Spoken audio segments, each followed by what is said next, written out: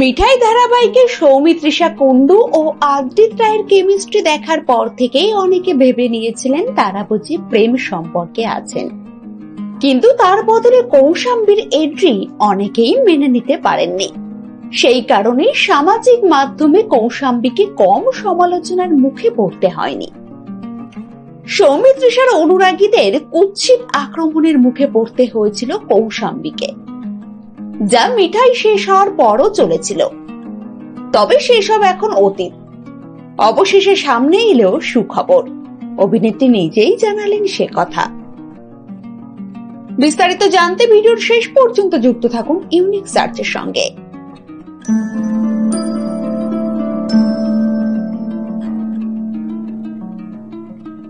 মিঠাই ধারাবাহিক চলাকালীন খবর ছিল দীর্ঘদিনের প্রেমিকা সুপ্রিয়ার সঙ্গে বিয়ের পিঁড়িতে বসতে চলেছিলেন আদ্রিত।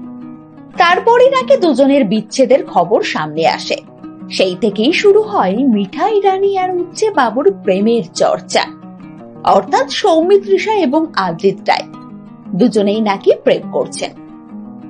ধারাবাহিকের জুটিকে অনেকেই বাস্তবেও জুটি ভাবতে শুরু করে দেন, আর তাতেই বাধে বিপত্তি। আদ্রিত কৌশাম্বীর প্রেমের খবর সামনে আসতেই শুরু হয় বিবাদ। সৌমিত্রিষার অনুরাগীদের নোংরা আক্রমণের মুখে পড়তে হয়েছিল কৌশাম্বীকে। তবে সেসবকে তোয়াক্কা না করেই চলেছে তাদের প্রেম। আপাতত টলিপাড়ার অন্যতম বড় খবর, ছাদনা তলায় যাচ্ছেন আদ্রিত রায় এবং কৌশাম্বী চক্রবর্তী।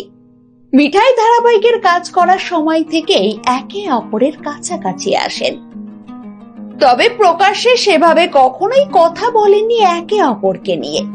কৌশাম্বী একটু একটু মুখ খুললেও ব্যক্তিগত জীবনকে বরাবরই আড়ালে রেখেছেন অভিনেতা আদ্রিত রায়। এদিন বিয়ে প্রসঙ্গে কৌশাম্বী সংবাদ মাধ্যমকে জানালেন, আগামী 9ই মে আমাদের বিয়ে। আদ্রিতের সঙ্গে নতুন জীবন শুরু করব।